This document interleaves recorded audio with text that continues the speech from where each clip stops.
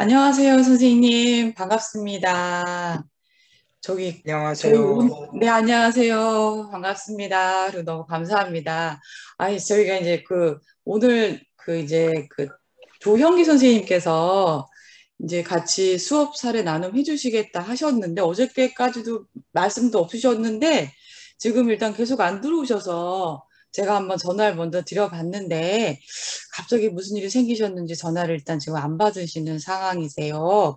그래서 급하게 일단 오정은 선생님께서 먼저 이제 해주시고, 다음에 제가 또 계속 연락을 취해서 조영기 선생님 연락 되시면 이렇게 두 번째 사례 나눔으로 하도록 하겠습니다.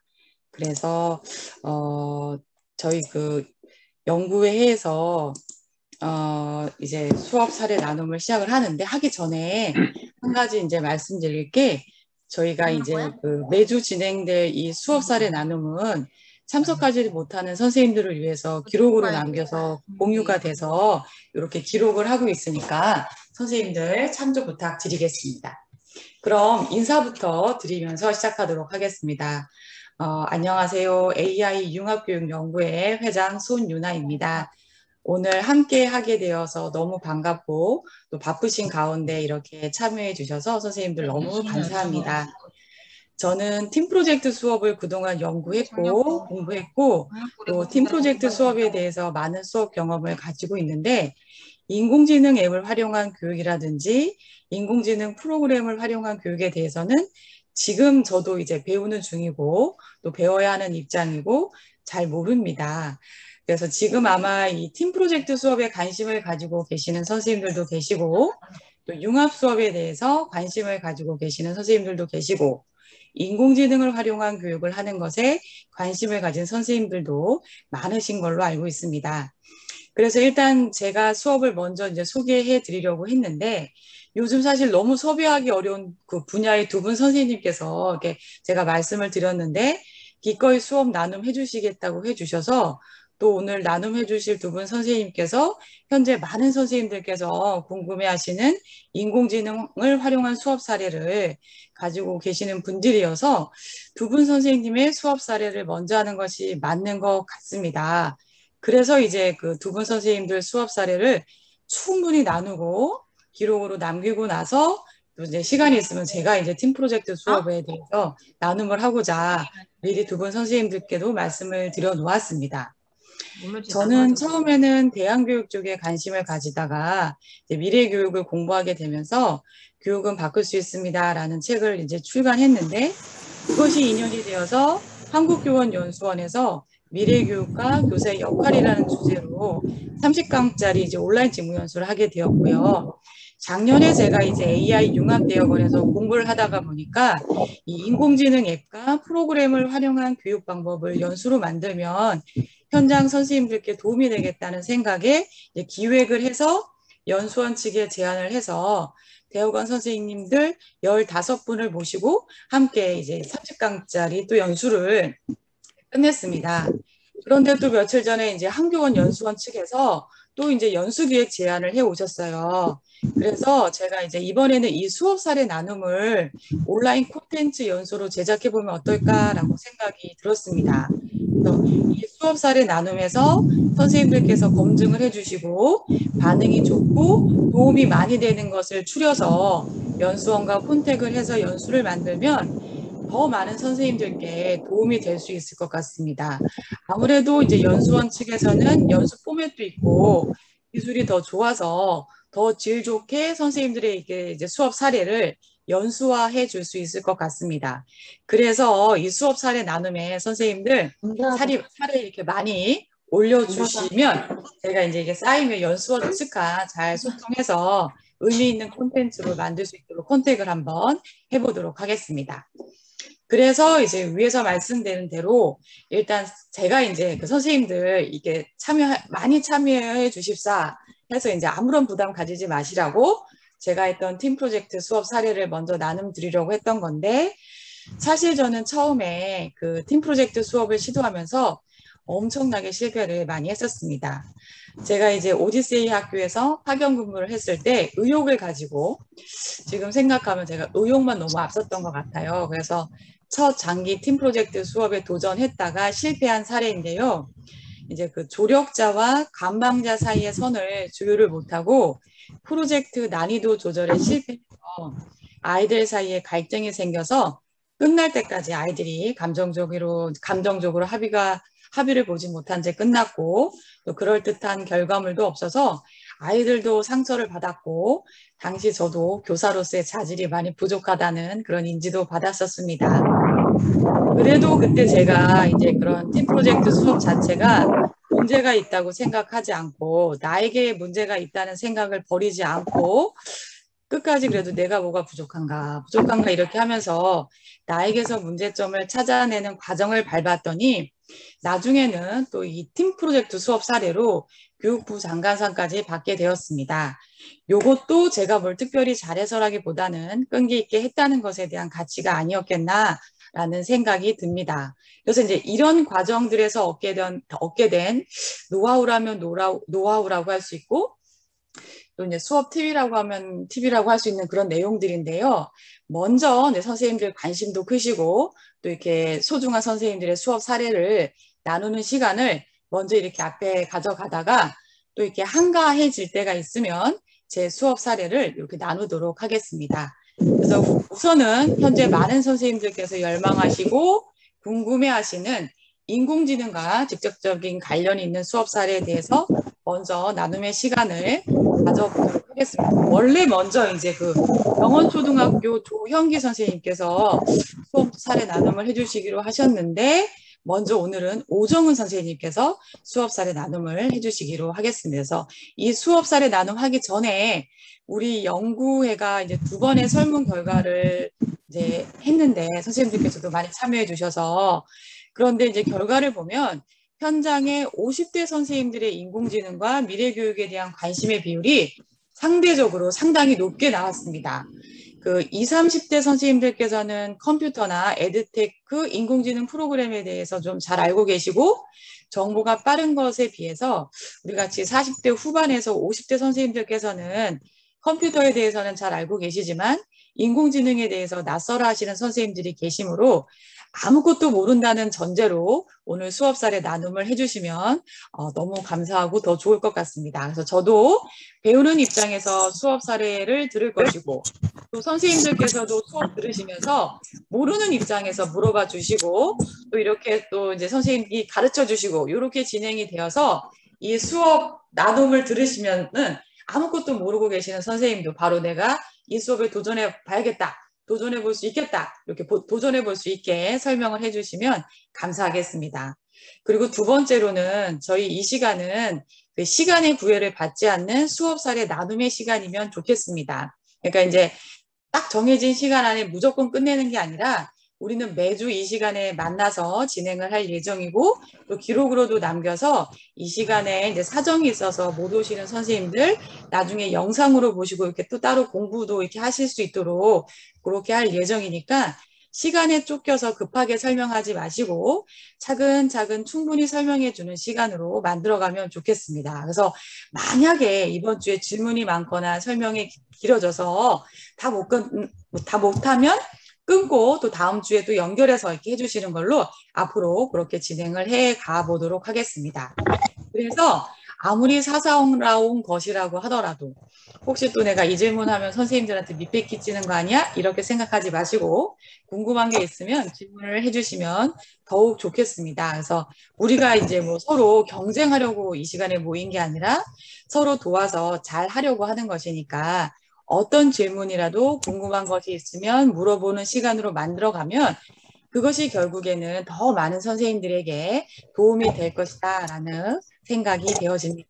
그래서 이런 맥락에서 참여 선생님들께서도 들으시면서 궁금한 것은 말씀 중에 질문해 주셔도 되고 또는 적어 놓으셨다가 물어가면서 전혀 모르는 선생님께서도 이해할 수 있게 수업 나눔으로 진행하고자 하고 저 또한 모르는 거 있으면 이렇게 바로바로 질문 드리면서 진행하고자 하는데 선생님들 이렇게 진행을 해도 괜찮을까요?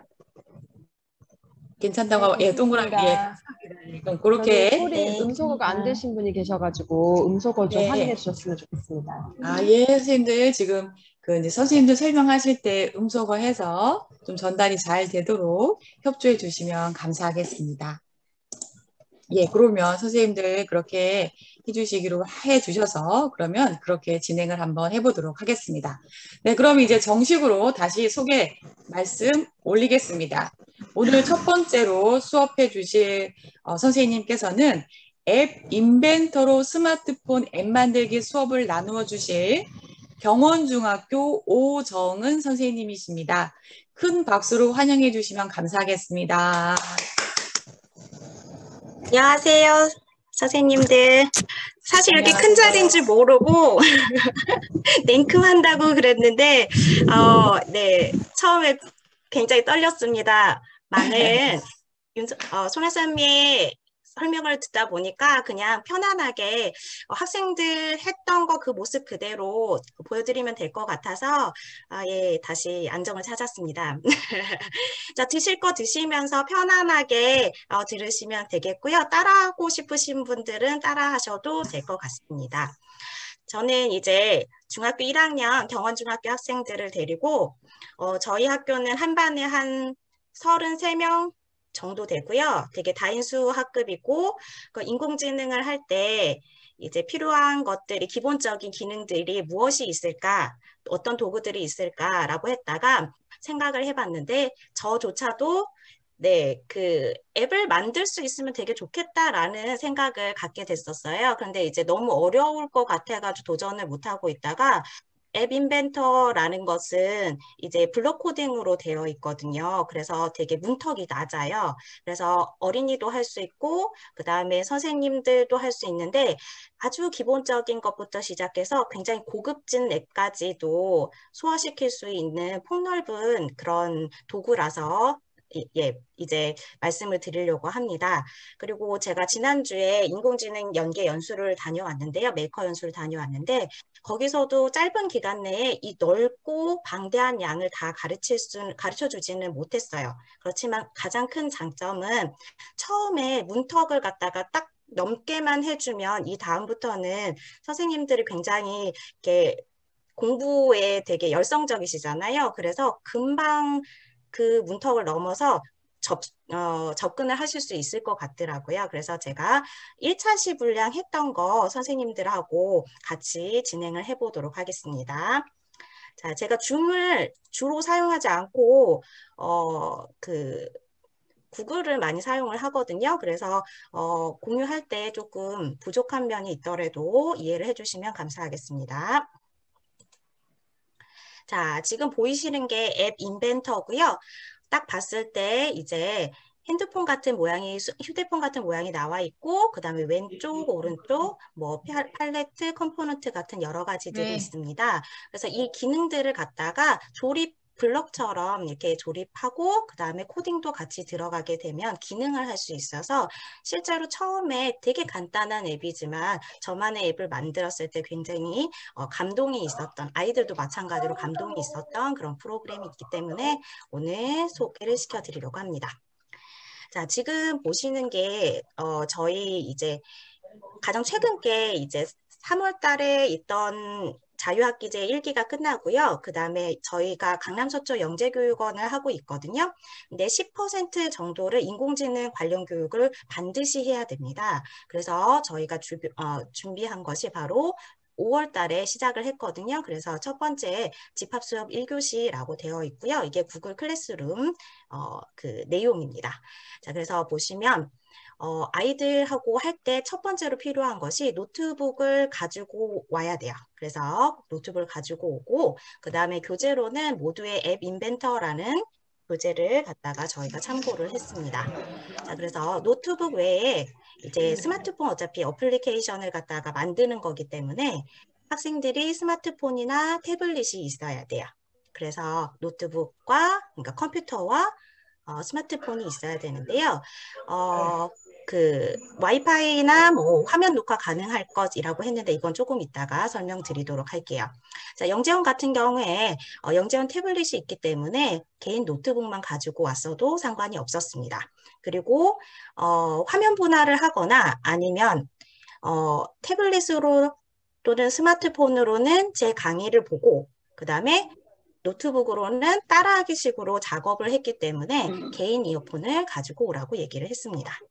자, 그 다음에 이제 앱 인벤터고요. 이걸 클릭을 하시면 선생님들도 창이 뜨면서 앱 인벤터로 바로 들어가실 수 있고요. 구글에 앱 인벤터라고 쓰시면 예, 들어가실 수도 있습니다.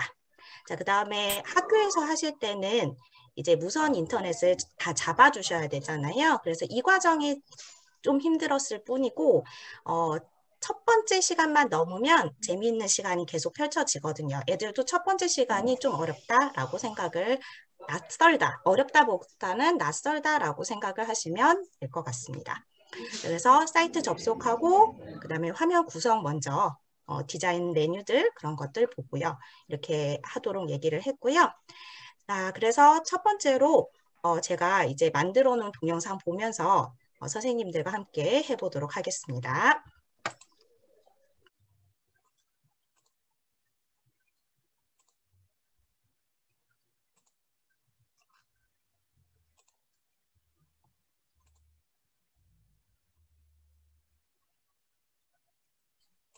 이제 화면 바뀌고 있다고 연락 주셨습니다. 네네. 오류가 있었던 모양입니다. 아, 예, 네. 소리도 잘 들리네요. 네네네, 소리 납니다. 네. 화이팅입니다. 자, 그럼 지금부터 네, 선생님들이 다 화이팅 해주시고 계십니다. 아, 네, 감사합니다. 합니다. 자, 먼저 구글에서요, 앱 인벤터 쳐서 들어가는 방법이 있고요. 자, 여기 MIT 앱 인벤터 보이시죠? 자, 이렇게 들어가는 방법이 있고요. 자, 일단 들어오셨으면 이렇게 북마크를 통해서 선생님처럼 이렇게 북마크 바에다가 올려놓는 방법이 있습니다. 자, 한국어로 바꿔주시고, 자, 없애주시고, 그 다음에 앱 만들기 들어가 볼까요? 자, 앱 만들기 들어가려고 했더니 계정 선택하라고 합니다. 자신이 우리 학교 계정 있으시죠? 계정으로 들어가 주시면 되고요. 자, 여기 보시면 이제 서비스를 사용할 것입니까? 라고 했을 때 받아들인다 라고 표시해 주시면 되겠습니다. 자, 이렇게 받아들인다 라고 표시를 하면 이렇게 팝업 창이 뜨는데요. 팝업 창은 이제 다시 보이지 않도록 해주시고요. 계속을 눌러주십니다. 자, 그러면 여러 가지 튜토리얼 연습할 수 있는 그런 앱들, 소개하는 앱들이 나오고요. 우리는 이거 말고 이제 새로운 프로젝트를 열어서 할 거기 때문에 Start a Blank Project 여기를 열어주시면 되겠습니다. 자, 그러면 우리 처음으로 프로젝트 하는 거니까요. 뭐라고 할까? 프로젝트 이름을 이 정도 해주시면 될 것 같아요. Hello. 자, 그 다음에 열어주시면 잠시 기다리시면 우리가 처음으로 앱 인벤터에 들어와서 볼 수 있는 창들이 보이게 됩니다. 선생님과 함께 하나하나 오늘 지금 디자인부터 먼저 보도록 하겠습니다.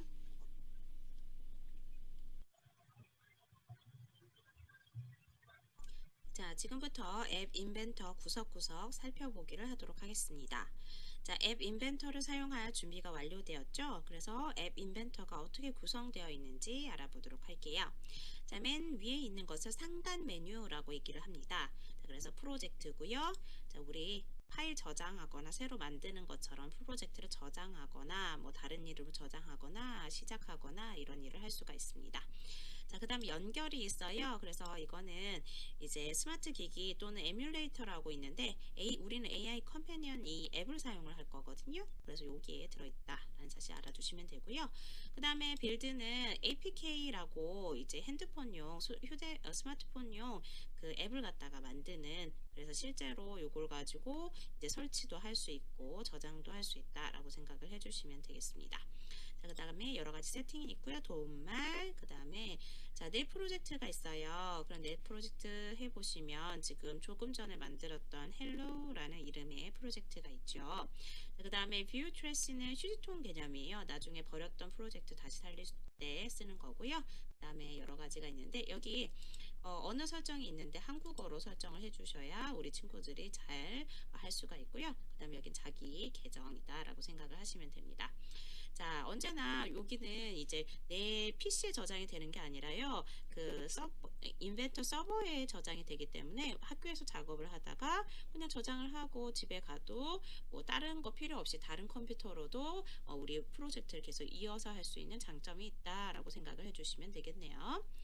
자, 그 다음에 여기 보시면 아래쪽에 프로젝트 이쪽을 보도록 할게요. 상단바 밑에 있는 버튼 메뉴들 보도록 하겠습니다. 그래서 이거는 새 프로젝트를 여기다가 이제 이름 헬로 말고 다른 거를 마음대로 넣을 수도 있고요. 그 다음에 프로젝트를 삭제하고 싶으면 여기 박스에다가 클릭을 해서 체크 표시를 한 다음에 프로젝트를 삭제할 수 있습니다. 뷰 트레시 다시 한번 나왔고요. 그 다음에 갤러리는 이제 내가 발표를 하는 거예요. 잘 만든 앱이다. 나 이거 발행하겠다 라고 해가지고 클릭해서 발행하기를 누를 수도 있습니다. 자, 그 다음에 이제 보시면 이제 디자이너 화면 쪽으로 한번 가볼까 하는데요. 한번 내 프로젝트 클릭해서 들어가 보도록 할게요. 자, 그러면 이제 디자이너 화면부터 살펴보도록 하겠습니다. 자, 디자이너 화면에서는 앱의 화면을 만들고요. 화면을 구성하는 컴포넌트들의 속성을 지정을 합니다. 자, 컴포넌트라는 말이 조금 어려운데 우리 만들다 보면 금방 이해할 수 있을 거예요. 자, 그래서 우리 휴대폰 그림 딱 나타났네요. 그래서 이 화면이 스케치북이라고 생각을 해주시면 돼요. 그래서 자기가 원하는 대로 버튼도 넣고 그 다음에 이미지도 넣고 이런 일들을 할 수가 있다라고 생각해 주시면 됩니다. 자, 그래서 보시면 자, 여기 헬로우라고 해서 프로젝트 이름이 나와 있고요. 그 다음에 첫 번째 있는 곳이 팔레트입니다. 그래서 내가 원하는 것들을 꺼내서 쓸 수가 있다라고 생각해 주시면 돼요. 자, 그래서 컴포넌트들이 부품인데요. 부품들이 버튼 부품들이 들어있고 체크박스 부품들이 들어있고 이 각각이 서랍이라고 생각해 주시면 이 서랍장 안에 내가 꺼내 쓸 수 있는 부품들이 잔뜩 들어있다라고 생각을 해주시면 되겠습니다. 자, 그 다음에 뷰어가 바로 전에 설명드린 거고요. 여기는 나중에 전화 크기, 스마트폰 크기로 만들 것인가 아니면 태블릿 크기로 만들 것인가 앱을 모니터 크기로 만들 것인가를 생각해 주시면 되고요. 내가 태블릿에다 APK를 심을 것이다 라고 하시면 태블릿 크기를 선택해 주시고 오, 커졌죠? 그 다음에 내가 스마트폰 크기로 만들 것이다 라고 한다면 일반적인 사이즈를 선택을 해주시면 됩니다. 자, 그래서 이것을 뭐라고 부르냐면 뷰어라고 얘기를 하고요. 세 번째는 컴포넌트입니다. 자, 뷰어에 이제 서랍에다 부품을 갖다 놨죠. 그럼 거기 안에 부품이 몇 개나 들어있는지 어떤 부품들이 들어있는지를 보여주는 겁니다. 여기서 꺼내서 여기다가 놓는 거죠. 여기 설치를 하면 여기 서랍장 안에 내가 꺼내 쓴 부품들이 쫙 달리게 됩니다. 지금은 스크린 1만 꺼내서 썼다라고 생각해 주시면 되겠네요. 자, 그래서 됐고 컴포넌트 뷰어에 있는 컴포넌트 목록이 표시되는 곳으로 컴포넌트 이름도 바꿀 수 있고요. 삭제도 할 수 있어요. 꺼내 쓴 거 다시 넣을 수도 있겠네요. 그죠? 자, 그 다음에 속성입니다. 자, 그래서 뷰어에 있는 각 컴포넌트들이 있어요. 그럼 이 컴포넌트들을 디테일하게 이제 조정할 수가 있는 거예요. 예를 들어서 스크린이니까 지금 스크린이 앞에 보이는 스크린 1이 지금 떠 있죠. 자, 그랬을 때 이제 뭐 배경색이라든지 이름 같은 것을 바꿀 수 있는 창이다라고 생각을 해주시면 되겠습니다. 그래서 디자이너 화면 봤고요. 그 다음에 그럼 디자인만 있으면 얘는 작동을 안 할 거잖아요. 그러면 작동을 할 수 있게 하려면 어떻게 해야 되느냐? 코딩을 해야겠죠. 자, 그러면 블록이 여기 있어요. 디자이너 화면이 있는가 하면 블록이 있는데 자, 이제 블록을 눌러보도록 하겠습니다. 자, 지금은 아무것도 코딩을 안 했기 때문에 지금 블록 뷰어에는 아무것도 나와 있지 않고요. 자, 여기 아까 팔레트가 있었던 자리에는 제어, 논리, 수학, 텍스트, 리스트, 색상, 변수, 함수 이런 것들이 있는데요. 공통 블록이라고 되어 있습니다. 우리 스크래치나 엔트리를 통해서 블록 코딩을 배우셨던 분들은 익숙하실 것 같아요. 요 안에 여러 가지 논리적인 함수라든지 뭐 이런 것들이 블록들이 들어있다라고 생각을 해주시면 됩니다. 자, 그래서 이거를 선택해서 앱의 동작을 만드는 데 필요한 명령 블록들이 모여 있는 곳으로 공통 블록도 있고요. 스크린, 컴포넌트 등으로 되어 있습니다. 자, 공통 블록 같은 경우에는 제어, 논리, 수학 등이 들어져 있는 서랍이고요. 각 서랍 안에는 프로그램의 논리 구조를 만드는 데 필요한 블록들이 기능별로 분류되어 있습니다. 마찬가지로 스크린 같은 경우에는요. 스크린을 제어하기 위한 블록들이 들어있어요. 그다음에 컴포넌트 서랍에는요. 여러 가지 각 컴포넌트를 제어하는 데 필요한 블록들이 들어있겠죠. 자, 현재는 스크린에 컴포넌트를 가져다 놓지 않았어요. 그래서 컴포넌트 서랍이 이제 보이지 않는다라고 생각을 해주시고 나중에 만들다 보면 여기 나타날 거다라고 생각해 주시면 되겠습니다. 자, 그러면 지금까지 간단하게 이 화면 구성에 대해서 살펴보았어요. 자, 이렇게 해서 첫 번째 이제 초기 세팅 부분을 이제 학생들하고 같이 하고요.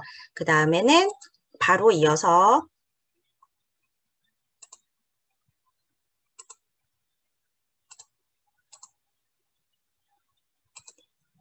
이제 선생님들도 한번 같이 해보시면 좋을 것 같아요.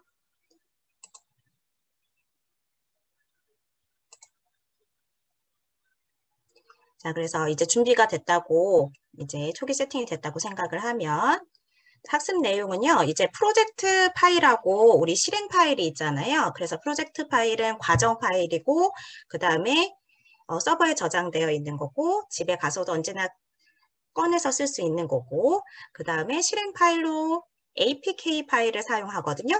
APK 파일은 이제 핸드폰에다가 심어져서 작동을 하게 되는 다운로드가 가능한 EXE 파일이라고 생각을 해주시면 되겠습니다. 자, 그래서 기본적으로 이제 앱 화면 디자인하는 걸 하고, 그 다음에 블로그로 앱 코딩하는 이런 루틴으로 되어 있습니다. 그 다음에 이제 컴패니언 앱이라는 게 있거든요. 그래서 무선으로 QR코드를 읽어서 앱을 다운로드 받는다든지 이렇게 확인을 한다든지 중간 과정을 확인한다든지 이런 방법들이 있습니다. 그래서 이렇게 됐고 그 다음에 미션을 주었는데요. 애들이 이제 제대로 만들었으면 이제 화면을 녹화를 해서 이제 여러 가지 체크 포인트가 있잖아요. 예를 들어서 버튼 눌렀는데 이제 팝업 창이 튼다든지 아니면 학생들이 이제 했을 때 껐다가 켰는데도 데이터가 저장이 돼 있다든지 뭐 이런 것들을 갖다가 화면 녹화 기능을 이용해서 파일로 제출을 할 수 있도록 하게 됐습니다. 그런데 이제 학생들이 이제 안드로이드 폰이나 안드로이드 태블릿은 굉장히 잘 되거든요. 자, 그런데 이제 뭐 아이폰이라든지 이런 쪽은 안 될 수도 있어요. 그리고 뭐 어머니들이 이제 락을 걸어놓는 경우가 있습니다. 패밀리 링크라든지 뭐 이런 거를 걸어놨을 경우가 있어서요. 가지고 오기 전에 이 친구들이 다 그 락을 해제할 수 있도록 안내를 먼저 한 상태에서 하고 있습니다. 자, 그래서 원래는 컴패니언 앱을 사용을 해서 앱을 깔아야 되는데 이도저도 잘 안 되는 경우가 있습니다. 그럼 실행 파일만 완성된 실행 파일만 PC에 저장한 다음에 구글 드라이브에 올린 다음에 다운로드하는 방법이 있고 그 다음에 아예 그냥 난 이도저도 싫다. 그러면 데이터 케이블 있잖아요. 스마트폰용 데이터 케이블을 이용해서 직접적으로 스마트폰으로 옮기는 방법이 있습니다. 네. 그래서 보시면 이제 첫 번째 동영상이 바로 화면 녹화하는 방법을 알려주는 간단한 동영상이고요. 그 다음에 앱 화면 디자인하는 거, 그 다음에 컴패니언 앱 연결하는 거, 그 다음에 핸드폰에 직접 APK를 설치를 하는 것까지 하면 첫 번째 문턱을 다 넘으셨다고 생각을 하시면 됩니다. 그 다음에는 코딩하고 이제 디자인하는 것만 반복이 되고 그 실제적인 실용적인 앱을 만들기 때문에 학생들도 훨씬 더 좋아하는 것을 볼 수가 있습니다. 그래서 첫 번째 시간을 잘 넘기시면 되겠습니다. 자, 먼저 화면 녹화하는 법 안내하는 거 보도록 하겠습니다. 자, 간단하고요. 제가 그냥 화면을 제 핸드폰으로 했습니다. 자, 대부분의 안드로이드 폰 같은 경우에는 화면 녹화가 있습니다. 그래서 그 화면 녹화를 끌어내린 다음에 하고 나면 카운트다운이 시작이 되고 지금부터 보이는 모든 화면이 다 이제 녹화가 됩니다. 그래서 제가 만든 시간표 앱을 작동을 하는지 한 다음에 그다음에 이제 정지 버튼을 누르면 스마트폰 안에 이제 MP4 파일이 만들어지게 됩니다. 나중에 과제 제출을 이걸로 해주시면 되는 거죠. 그러면 학생들이 33명이나 되지만 일일이 다 확인을 할 수가 있습니다. 자, 혹시 없는 경우에는 모비즌이라는 이제 앱을 이용을 해가지고요. 다운로드 받은 후에 이제 녹화를 하게 하면 스크린 레코더나 여러 가지 좋은 앱들이 있습니다. 그래서 결과물은 이렇게 확인을 할 수 있습니다. 자, 그 다음에는요, 앱 디자인하기 첫 번째 앱을 한번 만들어 보도록 하겠습니다.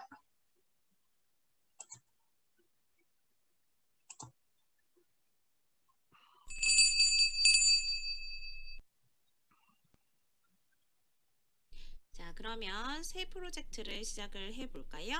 자, 그래서 새 프로젝트 시작하기 여기를 하셔도 되고요. 아니면 여기 프로젝트 상단에서 새 프로젝트 시작하기를 하셔도 됩니다. 그래서 프로젝트 이름을 쓰시면 되는데요.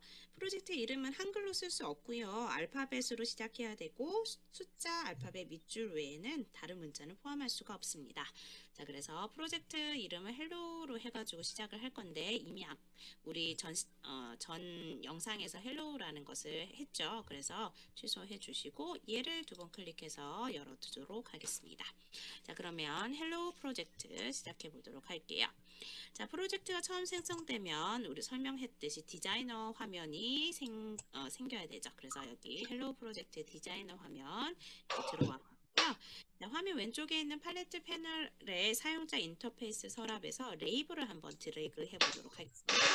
자, 그 레이블을 쭉 드래그해서 여기다 놓기만 하면 되는 거예요. 자, 그래서 뷰어 패널의 스크린 1으로 가지고 왔습니다. 자, 화면 오른쪽에 있는 속성 패널에서 보시면 레이블에 여기가 속성 패널이죠. 레이블에 텍스트를 한번 넣어볼까 합니다. 그래서 Hello World라고 할까요? 그래서 선생님. 소리가 좀 작다고 하시는데 조금 높으시나요? 아, 네네. 자, 여러분도 Hello World라고 쳐보도록 할게요.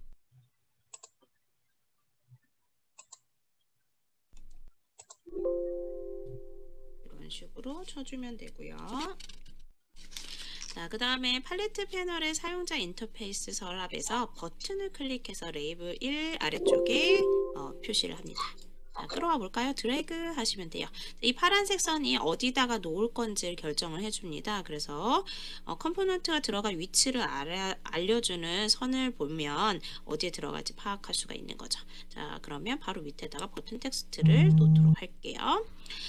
자, 그런 다음에 이제 드디어 코딩을 해보려고 합니다. 자, 그러면 코딩 블록으로 가야겠죠. 블록 쪽으로 가셔야 되겠죠. 자, 이렇게 블록으로 이동을 했습니다. 자, 블록 버튼을 클릭해서 블록 화면으로 이동한 다음에 자, 우리가 뭐 할 거면요.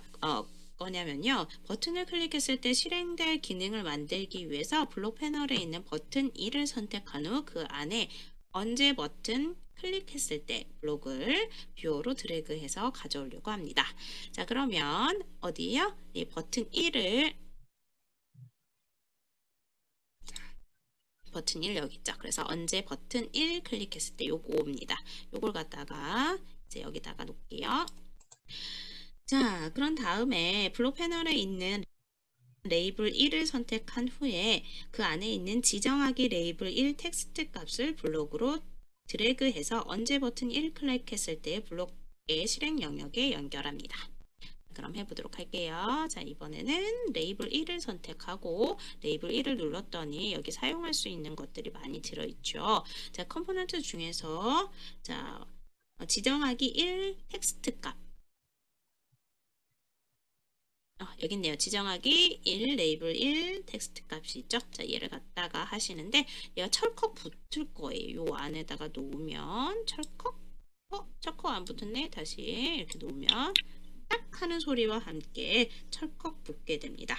자, 지정하기 레이블 1 텍스트 값 블록의 오목한 부분을 언제 버튼 1 클릭했을 때 블록의 실행 영역에 있는 볼록한 부분에 갖다가 대면 노란색 테두리 지금 생겼죠? 노란색 테두리가 생기는데요. 이때 블록을 놓으면 딱 소리와 함께 두 블록이 결합이 됩니다. 그래서 아까처럼 어정쩡하게 놓으시면 결합이 안 된 거라는 거 알아두시면 됩니다. 뭐 이 정도는 쉽게 할 수가 있겠죠.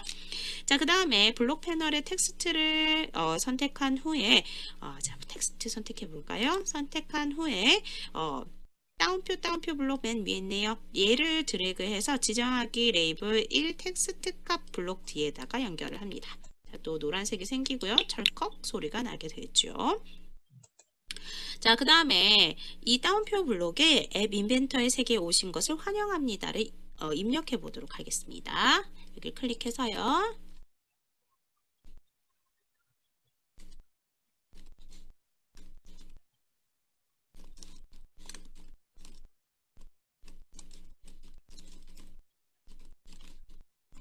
이렇게 하시면 됩니다. 자, 이것으로 오늘의 코딩은 끝났는데요. 이제 앱이 스마트폰에서 제대로 작동하는지 확인해 보도록 할게요. 자, 먼저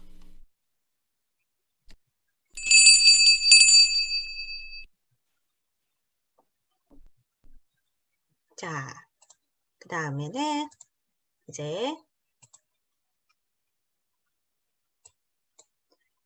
컴패니언 앱이라는 것을 한번 깔아보도록 하겠습니다.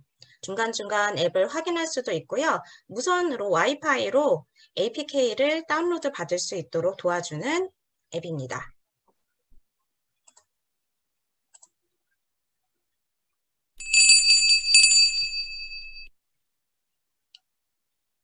자, 이제는 플레이스토어에 들어가셔서요. MIT 컴패니언 앱을 갖다가 찾아서 설치한 후 실행을 하려고 합니다. 그래서 여기 보시면 자, 구글 플레이스토어로 들어가시고요. 자, 쳐볼까요?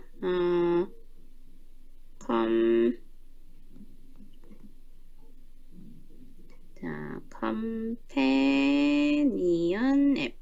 자, 컴패니언. 자, 그러면 여기 보시면 꿀벌 표시 되어 있는 거 보이세요? MIT AI2 컴패니언. 자, 여기를 갖다가 클릭해 주시면 됩니다. 자, 그 다음에 설치 버튼을 눌러 볼까요?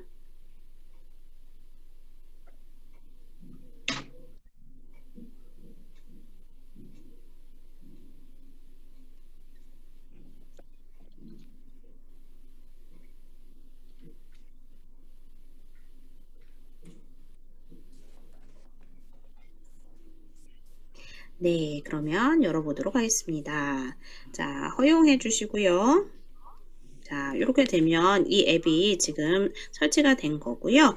여기 Connect with 코드도 있고, 그 다음에 Scan or Code, 이렇게 Scan QR 코드가 있는데요. 보통 QR 코드를 많이 사용을 하게 됩니다. 자, 그러면 이제 구글 플레이 스토어에서 컴패니언 앱을 설치를 한 상태예요. 자, 그런 다음에 AI 컴패니언을 갖다가 이제 연결을 해 보도록 할게요. 그래서 AI 컴패니언 여기 연결 탭에 AI 컴패니언 들어가셔가지고 클릭을 합니다. 자, 그러면 코드가 나타났네요. 그러면 선생님은 이 코드를 갖다가 지금 깔아져 있는 앱으로 스캔 QR 코드를 갖다가 이제 놓고, 자, 스캔 QR 코드를 클릭을 합니다. 허용해 주시고요. 자, 그러면 자, 보이시죠? QR 코드를 지금 읽고 있습니다. 자, 읽고 있는 상태에서 네, 됐네요. 자, 그러면 읽힘과 동시에 이제 헬로우 진행 가면서 지금 두 개가 연결이 된 거예요. 자, 그랬더니 보니까 어떻게 됐냐면 헬로우 버튼 1 텍스트가 나오게 되는 겁니다. 자, 그러면 선생님이 버튼을 클릭해서 제대로 나오는지 한번 실험해 보도록 할게요. 자, 버튼 클릭했습니다. 네. 글씨 바뀌는 거 보이시나요? 앱 인벤터의 세계에 오신 것을 환영합니다. 라고 되어 있습니다. 자, 이렇게 해서 컴패니언 앱을 사용을 해가지고 이제 우리가 연결을 해가지고 사용을 한 거고요. 가끔 앱 인벤터와 컴패니언 앱 사이에 연결 잘못된 경우가 있습니다. 이 경우에는 상단의 연결 메뉴에서 다시 연결을 클릭하여 연결을 초기화하고 컴패니언 앱을 껐다가 켠을 다시 연결하시면 됩니다. 자, 그러면 이 연결이 계속 되어 있는 상태에서 앱 인벤터에서 작업이 스마트폰에 실시간으로 반영되는지 확인하기 위해서 앱 인벤터의 디자이너 화면으로 이동을 해 보도록 하겠습니다. 약간 변화를 줄 거예요. 자, 그런 다음에 컴포넌트 패널에서 버튼 1을 클릭한 후에 자, 컴포넌트 패널에서 버튼 1 자, 그 다음에 속성 패널에서 텍스트 속성 값을 확인으로 바꿉니다.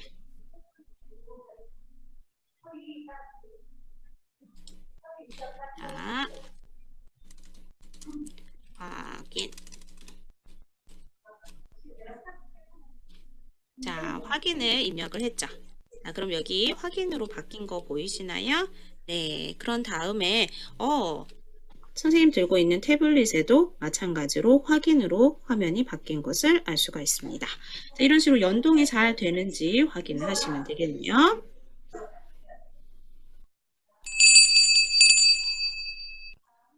자, 그래서 이렇게 앱 인벤터로 중간중간 만들어지는 긴 앱을 짤 때는 코딩이 잘못될 수도 있어요. 그래서 아예 처음부터 실행 파일을 만드시면 이제 깔려서 핸드폰에서 제대로 작동을 안 하고 에러 코드가 뜰 수 있거든요. 그래서 컴패니언 앱으로 중간중간에 제대로 되는지 확인을 하고 APK를 만드는데요. 학생들 같은 경우에는요, 어차피 코드가 되게 짧아요. 그래서 그냥 빌드를 해서 실행 파일로 만들어서 확인하는 게 더 빠를 수도 있습니다. 그래서 이거는 선생님들이 본인이 이제 선호하시는 대로 하시면 될 것 같습니다. 자, 이제 마지막입니다. 이제 APK 해서 핸드폰에다가 다운로드 받아서 확인을 하는 한 작업만 되면 이제 첫 번째 산이 다 넘었고 그 다음부터는 이제 코딩만 하면 되는 거거든요. 자기가 만들고 싶은 앱을.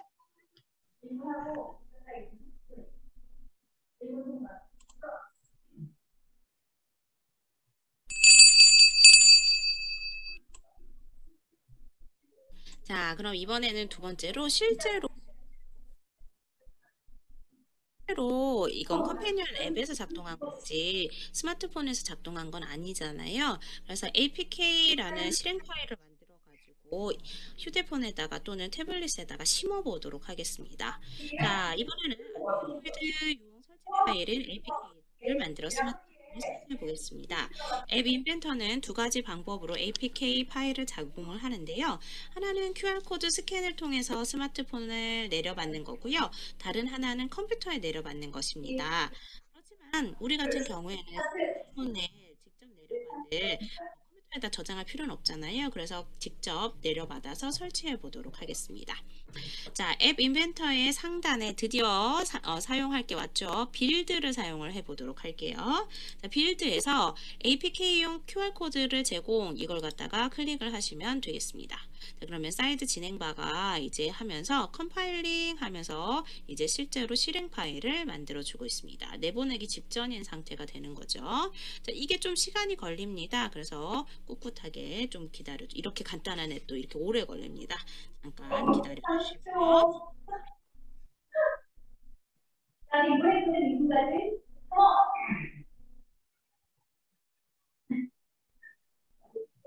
자, 모든 작업이 서버에서 이루어지기 때문에 시간에 따라서 어떤 때는 또 잘 되기도 하고 빨리 되기도 하고요. 바코드가. 자, 그러면 그다음에 어떤 바코드가 때는 드디어 생성이 조금 됐습니다. 더 길게 걸리기도 합니다.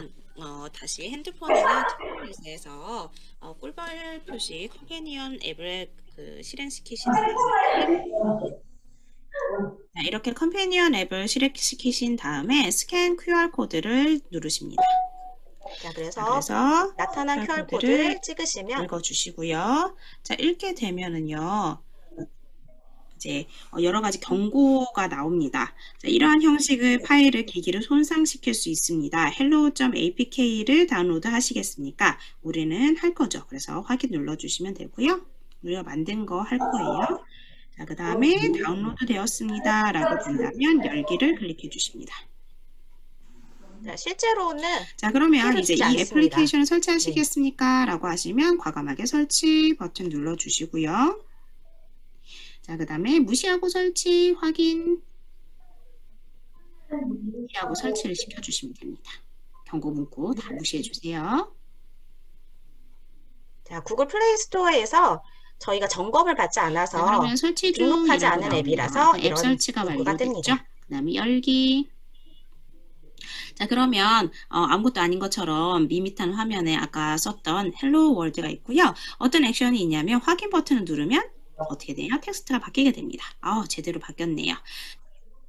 자, 그리고 밖으로 나와서 이제 끄고 보면요. 이게 컴패니언 앱 옆에 헬로우라는 내가 만든 앱이 설치된 것을 볼 수가 있습니다. 자, 지금은 너무 단순하지만, 자, 작동시켜 볼까요? 자, 지금은 너무 단순하지만 우리 이렇게 내가 만든 앱이 처음으로 나타났다는 것을 알 수가 있습니다. 꽤 뿌듯한 순간이 되겠네요. 자, 이런 식으로 해서 첫 번째 수업을 마치고 나면 학생들이 한 2번 내지 4번 정도만 공부를 하면요. 수업을 들으면 학생 과제를 할 수가 있습니다. 제가 몇 개 보여드리도록 할게요. 이거는 지난주에 만든 앱입니다.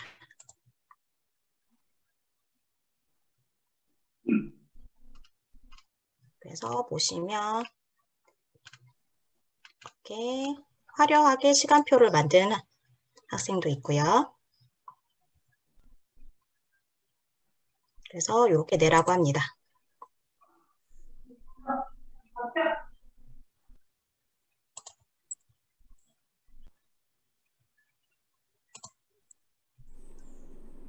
자, 그래서 팝업 창이 떠서 시간표를 선택할 수 있도록, 과목을 선택할 수 있도록 하고, 그 다음에 지금 디자인 색깔도 다 바꿨고요. 원래는 6교시까지 있는 시간표였는데 학생들이 다 바꿔서 중학생 시간표로 바꿨습니다. 그래서 껐다가 키면 자기 앱이 생기고, 시간표 앱이 생기고 내용이 저장되어 있는 것을 확인할 수가 있습니다. 네, 이런 식으로 구성을 하고 수업을 했습니다. 자, 제 수업은 여기까지고요. 질문 받도록 하겠습니다. 네, 선생님들 질문 많이 좀 해주시면 감사하겠습니다.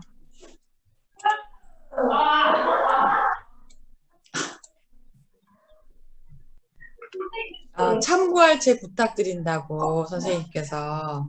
아, 네. 한 장 정도. 처음에 보여드렸던 앱 인벤터라고 치시면 나오는, 네, 제가 수업 교재로 맨 처음 시간에 한 것이 나중에 인공지능이랑 그 다음에 공공데이터랑 다 연관이 되어 있습니다. 그래서 그 책을 참고하시면 될 것 같습니다. 잠시만요. 네, 모두의 앱 인벤터. 모두의 네, 앱 인벤터요? 네, 모두의 그러면 앱 인벤터? 초급부터 시작해서 고급 기능까지 인공지능, 사물 인터넷, 그 다음에 데이터 사이언스까지 맨 뒤에 거기까지 연결이 됩니다. 선생님들 그 질문하시는 선생님 이외에 음소거가 안 되신 선생님들 약간 음소거 부탁드리겠습니다. 영재교육원 수업으로 하셨다고 하시는데 학생들은 선생님께서 준비하신 영상을 보고 스스로 학습하는 건가요? 이렇게 물어보셨어요. 아, 네네네. 처음에 이게 보기에는 네, 코딩이 기본 과정이 있고, 그 다음에 나중에 이제 업그레이드하는 과정이 있거든요. 다 영상은 있습니다만은 처음에 앞쪽 부분에 코딩이랑 그 다음에 디자인 부분, 기본 앱은 같이 나가고요. 밑으로 같이 나가고요. 그 다음에 나머지 한 개는 다 올려져 있기 때문에 본인의 속도에 맞춰서 코딩을 하게 합니다. 선생님 그럼 처음에 이 수업을 계획하신 의도라던가 어떤 그런 것 좀 왜 이 수업을 의도하신 게 있으실까요? 네, 저희가 과학과이다 보니까 이제 사물 인터넷을 사용을 해야 돼요. 이제 사물 인터넷 프로젝트를 많이 하거든요. 그래서 과학과에서 사물 마이크로비트랑 인터넷 프로젝트를 많이 하는 거예요? 예. 그래서 마이크로비트랑 아니면 이제 인공지능 소양 교육을 하게 되는데요. 스마트폰 자체가 이 인공지능이나 사물 인터넷을 조정하는 그런 화면 UI가 될 수가 있어요. 그래서 둘을 갖다가 아우르는 것이 굉장히 쉽기 때문에 네, 시작을 갖다가 스마트폰으로 했습니다. 그 서희진 선생님께서 너무 수업 재밌게 잘 들었다고 하셨고요. 6학년 다행입니다. 아이들에게 적용해보고 가능합니다. 싶은데, 네네네. 그럼 시간표 만들기 위해 왜 어떤 과제를 내주셨는지 궁금하다고 하십니다. 이게 자유학기 아이들은요, 페인터 앱이라고 해가지고요, 페인터 요즘에 그림 그리는 거 핸드폰으로 하는 거 좋아하잖아요. 그런 페인터. 것들이 있고요. 네. 지금 시간표 앱 이유는 어려운 과정이기 때문에 영재원에서 하는 과정이고, 일반 자유학기 아이들은 시간표 앱까지 배우고, 그 다음에 게임 만들기를 합니다. 차라리. 네네. 그래서 그래픽이 많이 들어간 작업을 하면 그쪽 아이들은 좋아하고요. 그 다음에 자유 주제를 줬습니다. 그래서 조금만 배우면 이제 디자인을 바꾼다든지 아니면 캐릭터를 바꾼다든지 이런 일들을 할 수가 있어서요. 사실은 1기 때 빡빡하게 진도를 나갔더니 다 좋은 일이 있다고 반응이 좋기는 했는데 맨 마지막에서 너무 따라하기식이다 이런 비판도 있었어요. 그래서 아이들이 어떻구나 라고 생각을 한 게 뭐냐면 자기가 뭔가를 만들어 보는 걸 좋아하지 이렇게 따라하는 것만큼으로는 얘네들의 눈높이를 맞출 수가 없구나 이런 생각을 하게 됐습니다. 그래서 그 다음 2기 때는 자기가 먼저 설계하고 그 다음에 코딩 배운 거 조각조각 넣어가지고 만드는 작업을 지금 하고 있습니다. 그러면 일반적인 중학교 1학년 아이들도 어렵지 않게 네네네. 할 수 있는. 네, 텍스트 아이들의 코딩이 반응은 아니기 때문에 문법이 뭐 그렇게 크게 중요하지 않아요. 네, 그래서 스크래치랑 엔트리를 하고 온 아이들이 굉장히 많습니다. 그래서 충분히 할 수 있는 그러면 초등 아이들의 6학년, 반응은 중학교 1학년. 아이들의 반응은 대체적으로 그러면 어때요? 네네, 굉장히 좋아하죠. 왜냐하면 자기 스마트폰으로 자기가 만든 앱이 동작을 하는 걸 봤을 때 가장 기쁨을 느끼는 것 같습니다. 그 한빛맹학교 김찬홍 선생님께서 안드로이드 버전은 어디부터 호환이 될까요? 이렇게 질문 주셨습니다. 네, 안드로이드 10이 제일 잘 되고요. 보통은 학생들 갤럭시 S4도 되고 태블릿에서도 돌아가니까 학교에서 태블릿 여유가 있으시면 전 대여해서 하거든요. 몇 명이 없다. 그런 경우에는 먼저 수요를 조사한 다음에 그 학생들에게 태블릿을 그 자유학기 기간 동안만 대여를 해줍니다. 김찬호 선생님께서 오 감사하시다고 하셨습니다. 네. 그리고 문경찬 선생님께서 친절히 안내해 주셔서 감사합니다. 그리고 실제 수업에서 어려웠던 부분은 없는지 학생들의 이해 정도는 어떠한지 여쭐 수 있을까요? 저도 이 부분이 되게 많이 궁금합니다. 네네네. 그래서 그 초등학교 6학년하고 중학교 1학년한테 딱 맞는 수준인 것 같아요. 그래서 깊게 들어가면 더 전문적이 되지만 기본적으로 텍스트를 받아서 그다음에 보이고 그다음에 저장했다가 다시 띄우고 그다음에 게임 캐릭터가 움직이고 이 정도까지는 아이들은 저희보다 더 잘하는 것 같습니다. 그래서 아까 말씀 맞으신데 조금 가르치면 저보다 더 잘하는 학생들이 많이 나오는 게 그게 고민이었습니다. 네. 그게 고민이었고 무선 환경을 다 잡아줘야 된다는 게 그게 제일 힘들었어요. 오히려 미트에서 집에서 원격 수업할 때가 훨씬 더 쉬웠다고나 할까요? 그래서 오늘 첫 번째 시간 과정 있잖아요. 이거는 학교에서 하면 좋아요. 왜냐하면 첫 번째 문턱이니까 이것만 넘으면 나머지는 이제 보면서 할 수 있거든요. 거의 30명 중에서 1명, 2명 빼고는 원격 지원이 필요하지 않았었어요. 선생님, 저거는 국어과라서 사실 이렇게 막 어렵게 느껴지는데 여전히 좀 그냥 이렇게 전공을 하지 않은 선생님도 도전해 보실만 하다고 말씀해 주실 수 있으실까? 어떨까요?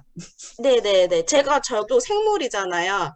그래서 사실은 코딩하고는 담을 쌓고 살았는데 작년부터 아이들이 이제 파이썬을 가지고 한 작품을 가지고 온다든지 과학과에서 아니면은 이제 이렇게 앱을 만들어서 가져온다든지 인공지능을 사용한 뭐 사물 인터넷을 가져온다든지 이런 경우가 있는데 제가 그걸 갖다가 이제 검토할 능력이 안 되는 거예요.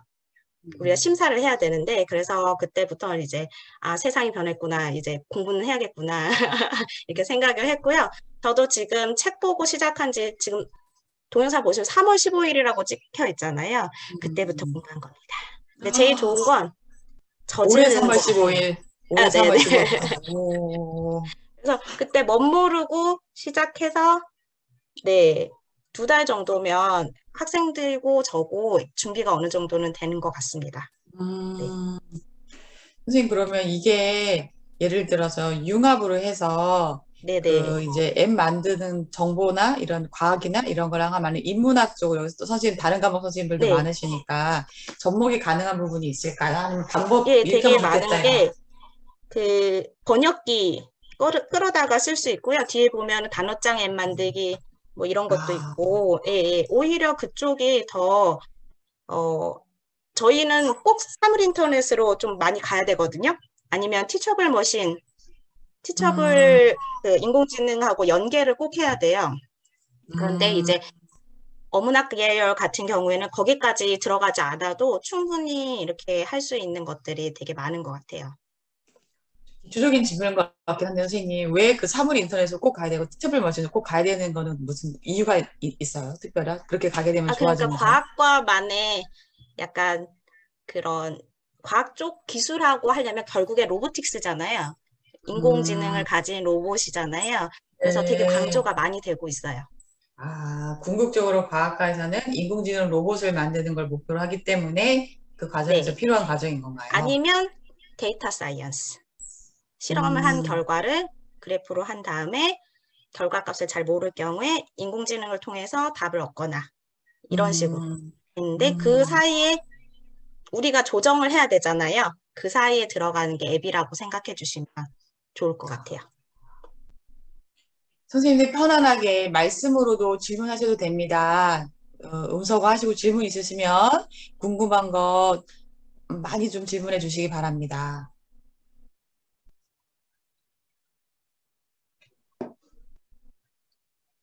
과학 영재가 아닌 일반 학생들도 할 수 있을까요? 네, 네. 저도 많이.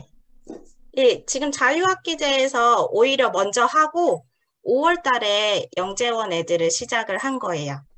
음, 그래서 사실은 안 그래도 자유학기 애들 걸 보여드릴까 하다가 내용은 똑같으니까 네, 영재원 걸로 최근 걸로 올려드렸는데 네네.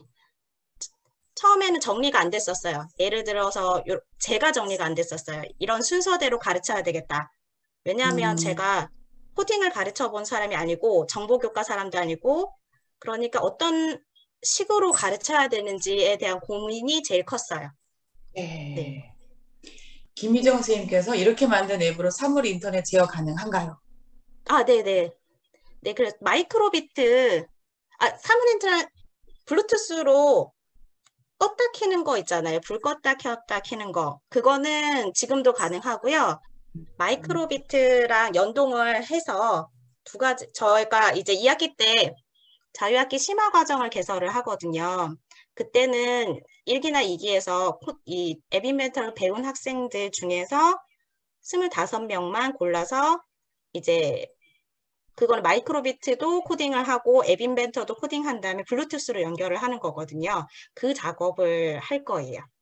네네. 음, 그럼 애들이 그 과정 속에서 인공지능 어떤 그 원리 같은 것도 터득하게 되고 뭐 그렇게 되는 건가요? 네네네네.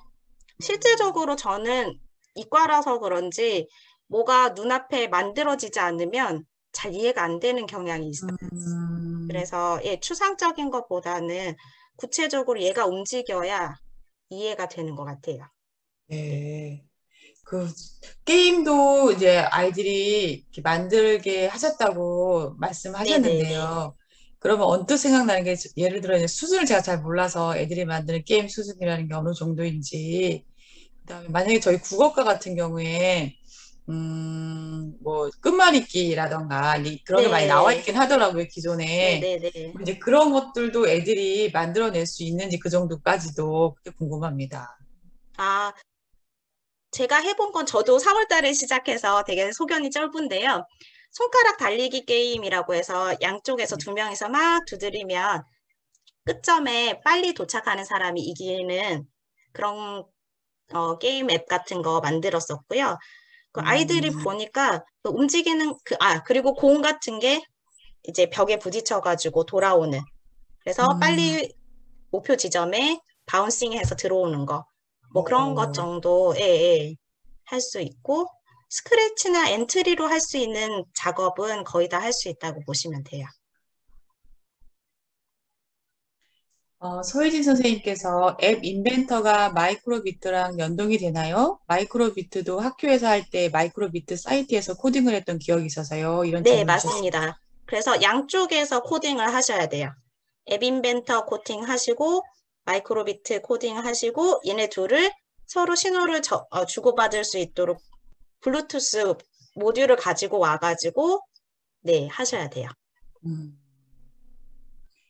그러면 코딩 프로그램이 많은데 선생님께서 그럼 특별히 이 앱 인벤터로 기획을 하신 거는 어떤 차별점이나 어떤 이유가 있으실까요? 어, 마이크로비트는 좀 간단했고요. 걔를 갖다가 이제 조정을 할 때 우선 RC카를 했거든요. 그래서 처음 저희가 마이크로비트 배울 때는 재작년이었는데요. 그때는 이제 마이크로비트 앱이 있어요. 핸드폰 앱이, 휴대폰용 앱이 있어요. 그걸 갖다가 조정을 하면 걔가 움직이는 거였거든요. 그런데 이 앱 자체도 만들 수 있지 않을까라는 생각을 했어요. 그리고 만약에 실험을 하면 핸드폰에 여러 가지 센서가 있는데 이 센서를 갖다가 읽어드려가지고 데이터해서 이제 화면에 그래프로 뿌려줄 수 있는 그런 앱을 만들면 수업 시간 중에 과학 수업 시간 중에서도 굉장히 유의미한 결과가 있지 않을까.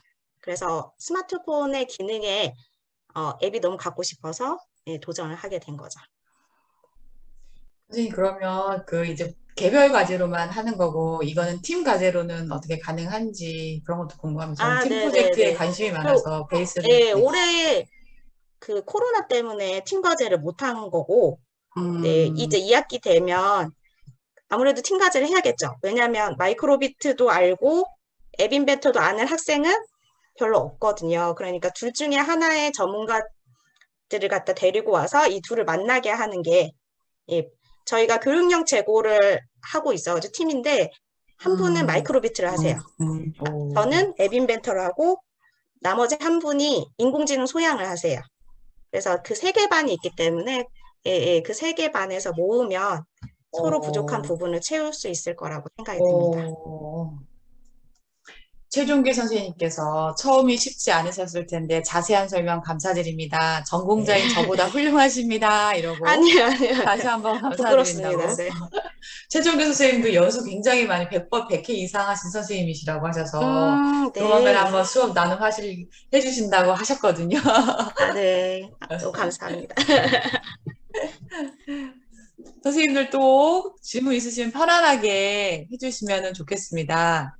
지금 조형기 선생님은 저기 와 계셔서 선생님들 질문 없으시면은 조형기 선생님으로 하셔도 되는데 조금이라도 더 궁금한 거 지금 근데 선생님이 설명을 너무 잘해 주시고 질문하는 거 너무 쏙쏙 들어오게 대답을 해 주셔서 전 너무 재밌게 질문을 하고 있습니다. 선생님들도 계속해서 질문하실 거 있으시면 편안하게 해주시면 좋겠습니다.